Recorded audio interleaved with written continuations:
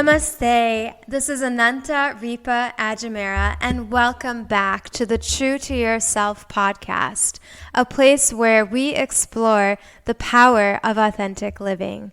Today, I am very delighted to talk to you about a really important topic, which is that of attaining freedom from fear.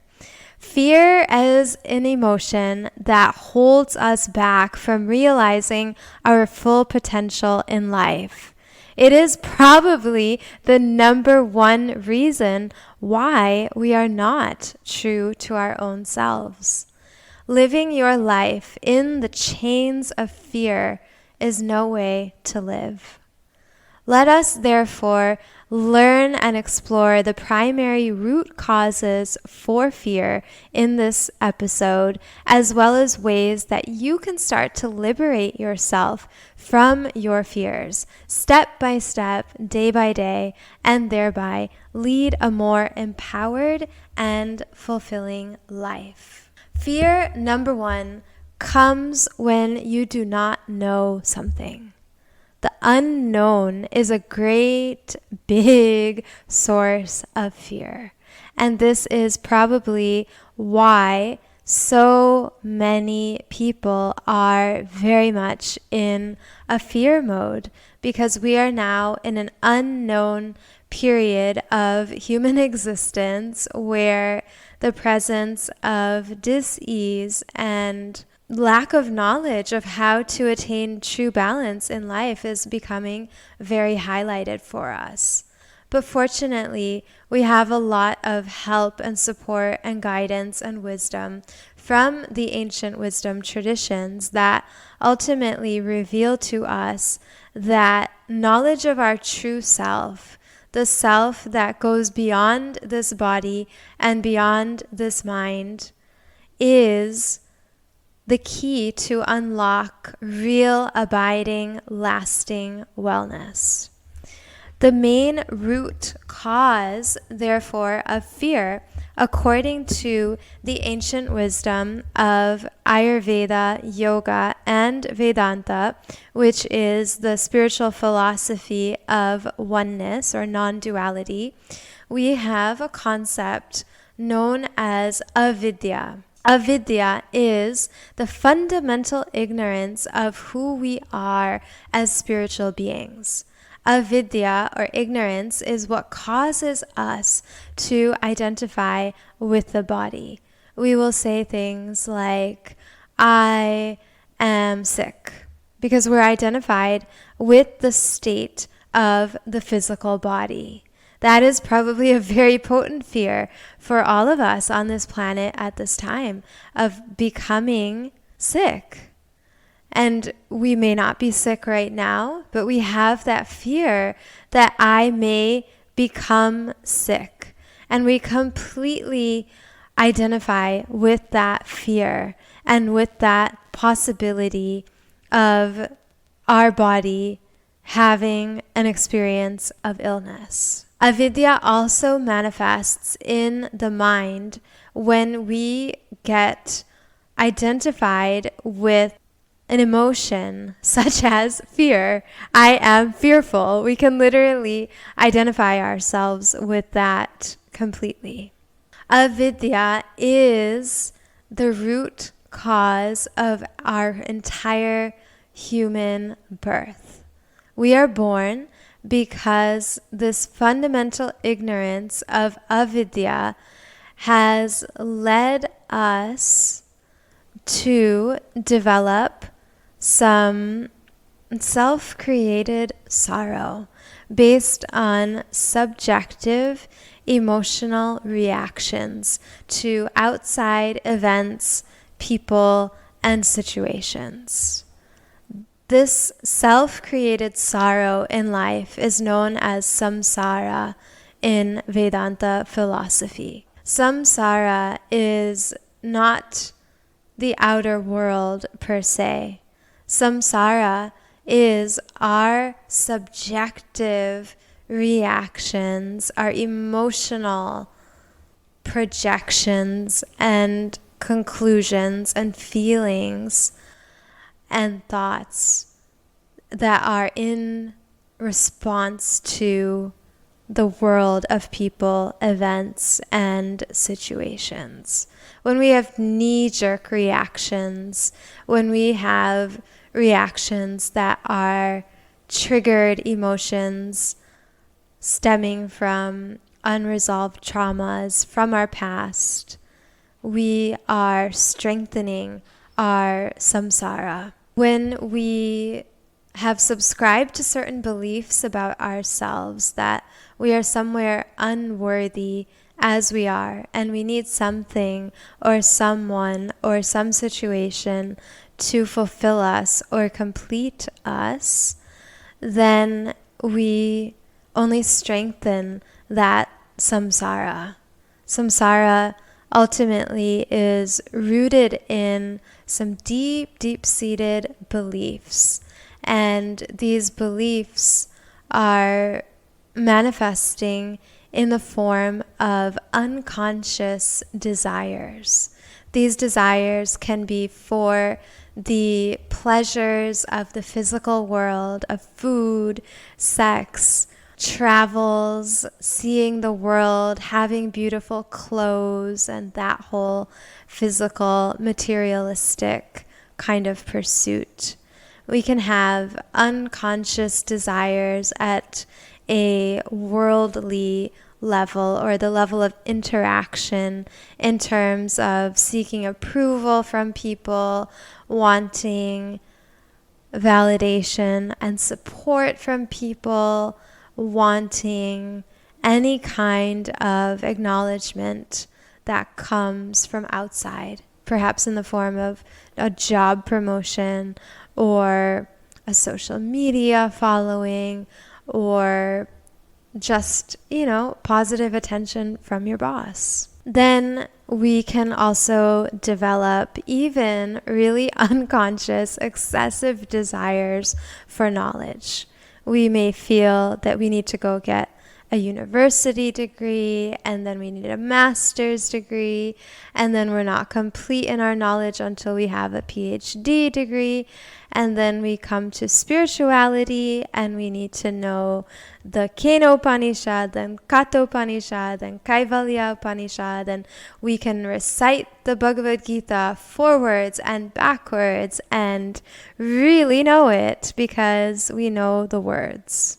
But this unconscious desire for consuming knowledge, getting degrees, and knowing the knowledge actually keeps us from truly embodying the spiritual knowledge that would set us free. Therefore, it's even more or most dangerous to pursue spiritual knowledge excessively without making any attempt to actually apply what you have learned or received.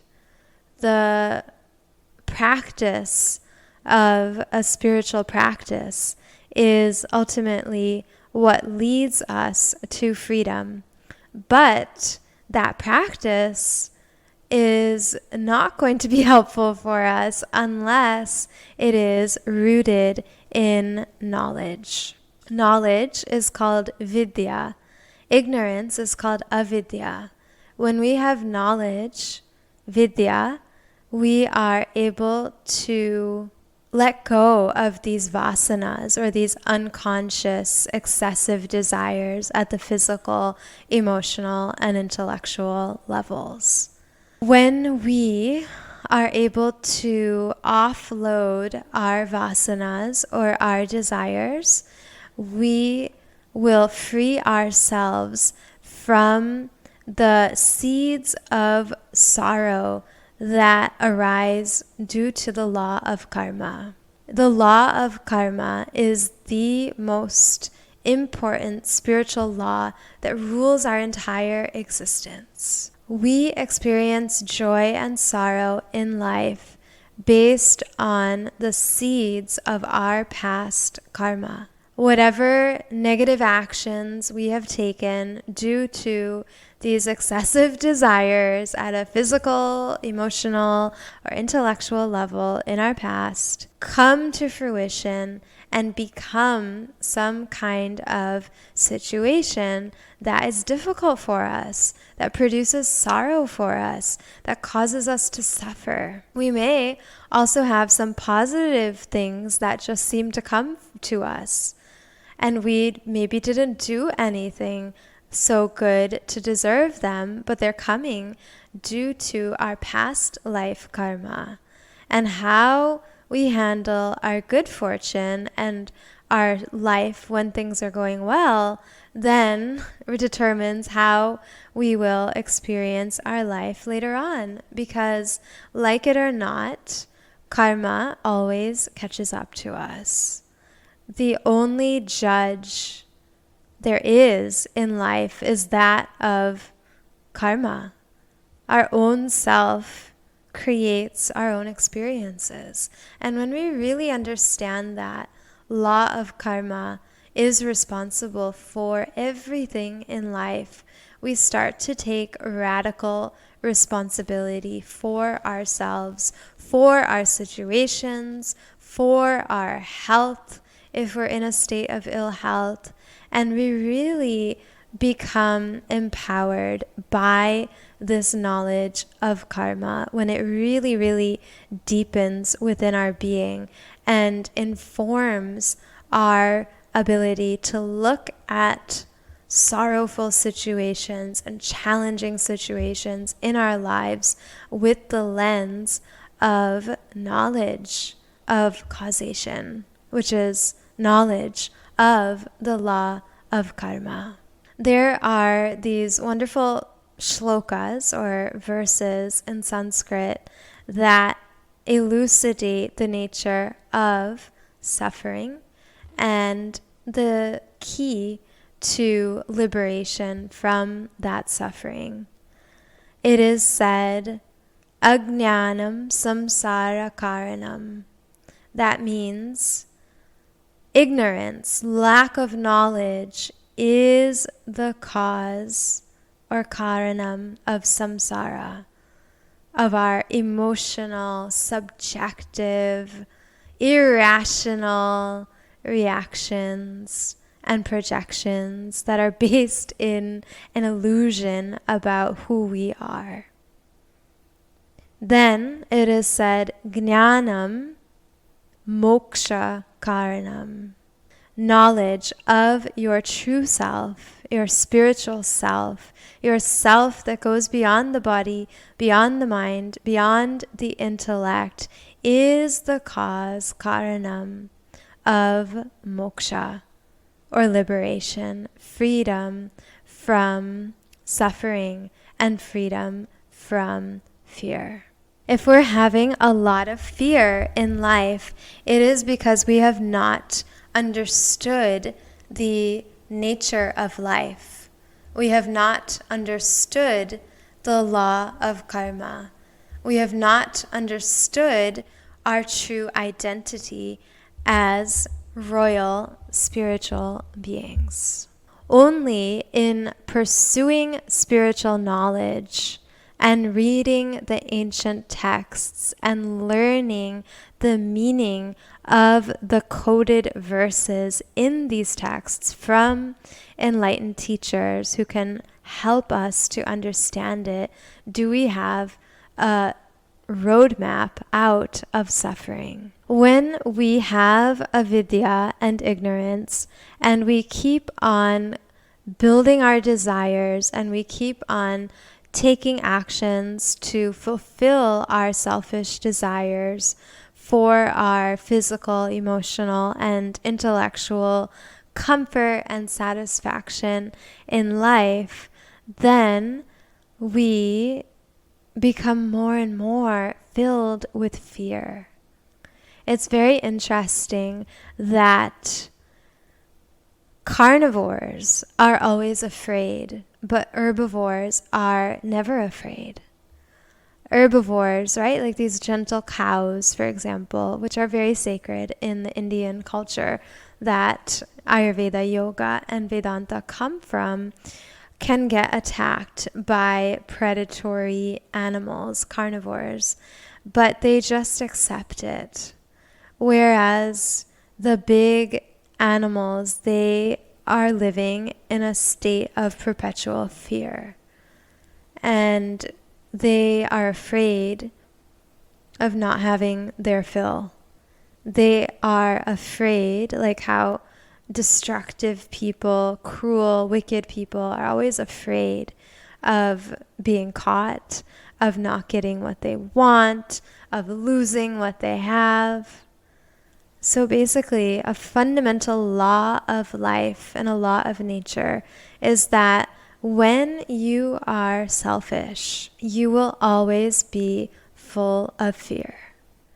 When you are unselfish and you put the needs of others and the needs of your true self above those of the selfish ego, you will not be afraid. It's very, very interesting to observe that and see how it is that, people in different countries around the world, including India, often don't have a lot, but they're still very generous and they're extremely happy. It seems to kind of go beyond our conception. But they are happy because they are not full of their desires and the fear that gets connected with and attached with desire. Desire itself is a catalyst for fear. Our vasanas, our excessive desires especially, make us feel afraid that we may not get what we want. And if we have what we want, then we develop tremendous attachment to losing something or someone. When we have a desire for the approval and validation of other people, then we take things really personally when we don't get it. And that fear arises that our identification is what they say we are, because we are not rooted in the knowledge of who we really are. Therefore, the only solution to fear and to selfish desires of potentially infinite quantity that we can have is to know the true self. And to know that self, we have to really make it a full-time pursuit. We have to constantly be reveling in the self. We need to learn about the nature of the self and about what the true self is not. In the Vedanta philosophy, it is really interesting that there is this whole concept of neti, not this, not this. We go through a process of looking at what we are not. We are not this body. We are not this mind. We are not this intellect. We are not the breath. We are not the vital energy within us. We are not our desires. We are not the past life karma that we have to experience.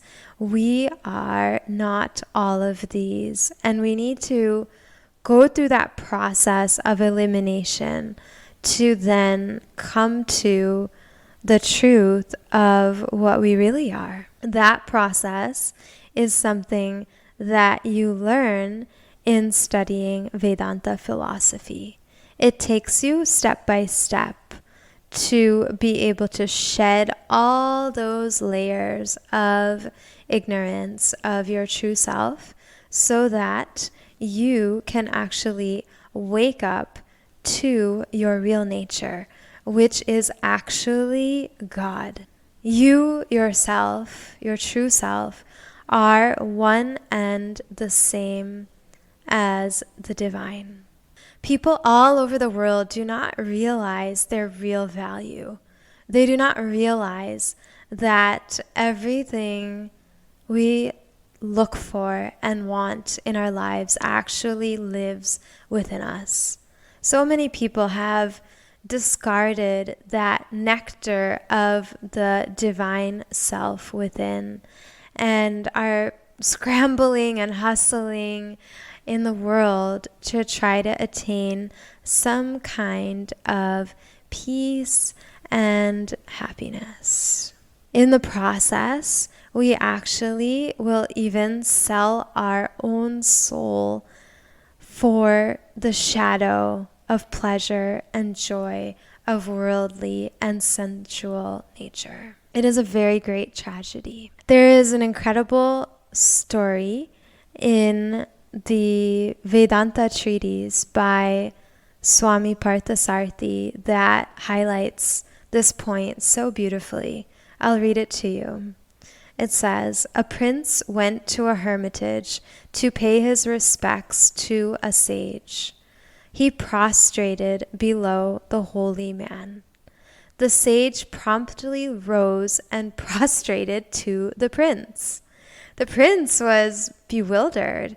He recoiled and pleaded, 'Oh, master, how could you do such a thing?' The sage asked in turn, 'Why did you prostrate to me?' 'Because you are a man of renunciation,' rejoined the prince. 'You have given up this world which we are all running after. You have attained godhood.' The sage softly inquired, 'Which do you consider superior of the two, world or God?' 'God, of course,' the prince replied. 'Then do you realize,' continued the sage, 'I have only renounced the world, but you have renounced God. Who has demonstrated greater renunciation?' The prince woke up to the reality of life and soon realized the absurdity of worldly pursuits. So should you. Get to the real source of peace and happiness within you. Realize the divinity of your true self. The entire world pales into insignificance. You will reach the state of enlightenment. William Cowper extols this state in his poem, The Solitude of Alexander Selkirk. 'I am monarch of all I survey. My right there is none to dispute.' It's like the movie The Lion King. When Simba does not know that he is the king of the jungle, he thinks he's just another wildebeest. And he has these really fun-loving friends, Timon and Pumbaa. And they are, really fun, furry animals who have a very different way of life than a lion.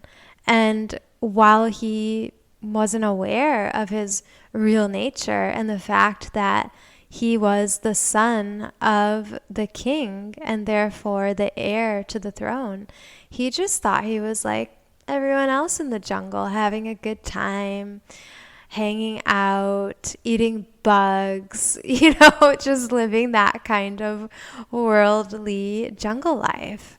And then he had an experience of coming to a monkey sage named Rafiki, who shows him his father, Mufasa, who was the king.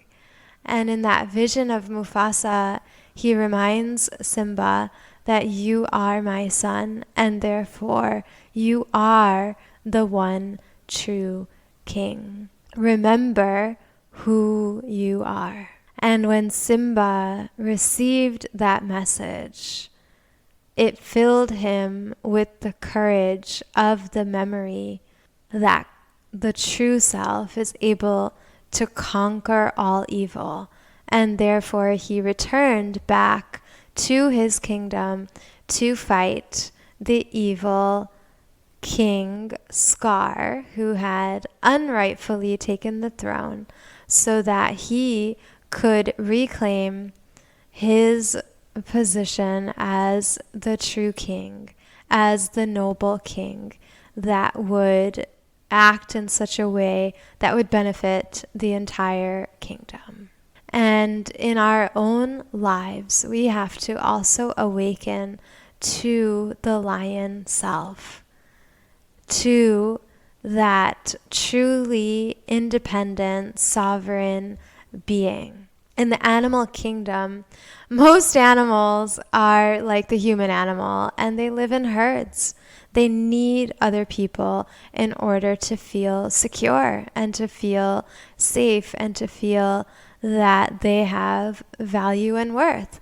And in the process, they give away their power. It's like how one sheep jumps off the cliff and thousands of other sheep in the herd just follow suit blindly.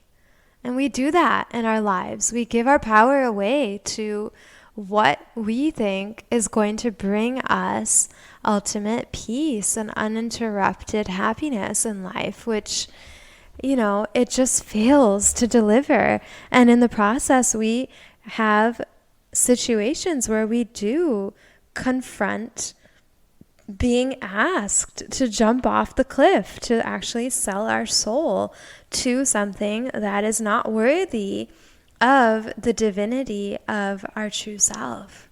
And it's only the lion and the eagle and a very few other animals in the animal kingdom that are really able to stand alone. Only you see a lion by itself, because the lion has the strength to stand alone and to be truly sovereign. An eagle flies independently in the sky because an eagle has the strength and the power to do that and to be free from that herd instinct of the sheep. There's another really, really beautiful story from Swami Parthasarathi that I want to share with you as an inspiration to guide you to really commit full-time, not even just part-time, but all the time, to your quest for knowing who you really are as a spiritual being. This is the conclusion of his book, Vedanta Treatise, and it's so, so beautiful. It says, "Know thyself," and this is self with a capital S. What change does spiritual enlightenment bring about in a person? Is there a change at all? A careful scrutiny will reveal one significant change above all. That is your awareness of Godhood and all that goes with it. Though Godhood has been your perennial being, you remain unaware of your divine state before you attain enlightenment. Whereas after enlightenment, you become fully aware of your divinity. That is the difference. There once lived a royal couple. They had a baby boy. In their state, there was a terrible deluge. Half the state was washed away by the floods. The baby prince was thoughtfully placed in a floating cradle. The king and queen were drowned. It was a dreadful blow to the people of the state. The waters receded gradually. The ministers of the state took stock of the situation. They found the bodies of the king and queen, but no trace of the prince. A peculiar birthmark on the baby's left shoulder was the only clue they were left with. They ordered a statewide search for the missing prince, as he was the heir to the throne. The search went on for years while a regent took charge of the administration of the state. In that very state, a beggar was known for long to beg in the marketplace. The shopkeepers knew him. Some obliged, some spurned him, some were just indifferent towards him. At the end of the day, he collected enough money to make a living. He continued thus for over 16 years. One morning, the authorities of the state got hold of the beggar. They drove him to the palace. The regent and the ministers examined him carefully, only to find the peculiar birthmark of the lost prince on his left shoulder. All were amazed at the discovery. They declared the beggar was the missing prince and crowned him king. The entire state rejoiced. The youth took time to realize the full implication of his sudden fortune. It was a whole year before he settled down and established himself as the lawful king of the state. Having done so, one day he disguised himself with his old beggar clothes and went into the market begging for alms. The shopkeepers were surprised to see him back after a long lapse. He received the same treatment from them as before. Some obliged, some spurned, some were just indifferent. He collected the same amount as before and then returned to his royal abode. Carefully analyze the difference between the two experiences. His begging before and after he became the king. On both occasions, he faced variations, fluctuations, alternations in the outer world. In the earlier state, before discovering himself to be the king, he was affected by them. He anxiously looked forward for gains and was disappointed at losses. Whereas later, after discovering his true identity, he remained totally unaffected, indifferent, disinterested in gain or loss. External happenings could not in the least affect him. He stood well above any worry or anxiety, being totally fulfilled, independent, self-sufficient. It is interesting to note the distinct change in his life. What exactly was the change in his personality? Was it brought about by the beggar becoming king? No, that cannot be the reason, for he was king before and after his discovery. King even when he was begging in the first instance. Only difference is that earlier he did not know that he was king, while later on he knew himself to be the king. It is knowledge of his kingship that made him a totally different person. So it is with your life. The kingdom of heaven is within you. You are God. But you are not aware of your godhood at present. You know not you are God. Consequently, the perennial alternations of life cause you suffering and sorrow. The variations and fluctuations of this world plague you. The moment you realize your true self, you know yourself to be God. None of these external changes and disturbances affect you. You remain peaceful and blissful, reveling in your own self. That is the difference. Thus, must you discover the eternities, thine own true self, that thou art. I encourage you to check out Swami Parthasarthi's work in this fabulous book, Vedanta Treatise. He also offers an online e-learning program of 3 years that you can take at your own pace. I have truly, deeply valued and enjoyed this education and encourage you to learn all that you can about your true self.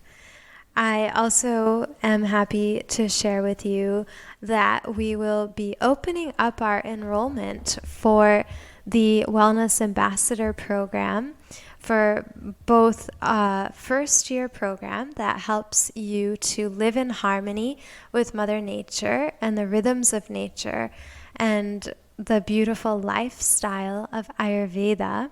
We at the Ancient Way will also be welcoming you to the second year of the program that will empower you to transform trauma and become the hero of your own spiritual journey. This course will be really deeply empowering to you in overcoming fear, gaining greater self-knowledge, and being able to write your own story of moving from the darkness of avidya, ignorance, to the light of vidya, knowledge or truth. It is going to be a transformational journey to really empower you to integrate the knowledge of your true self to help you digest all of your life's experiences and emerge as the hero of your own spiritual path. It is a journey that is rooted in my upcoming book that will be coming out a year from now with Penguin Random House. You can follow me for more updates at ananta.1 on Instagram. You can also follow this podcast at True to Yourself Podcast on Instagram for the latest updates on all of the programs and episodes and guest speakers I will be talking with in this program. In the Transforming Trauma program, we will also have a lot of guest speakers supporting the discovery process from the Western psychology lens. So it will be a true integration of East and West and a really, really powerful journey. I am actively preparing for that experience to come. It will officially open next year, but I will be getting some information out online for you soon. So please look out for that and feel free to subscribe to the Ancient Way newsletter by visiting the website, theancientway.co, so that you can be the first to know when you can embark upon this fabulous journey. Thank you so much again for joining me on the True to Yourself podcast, a place where we fearlessly explore the power of authentic living. Namaste.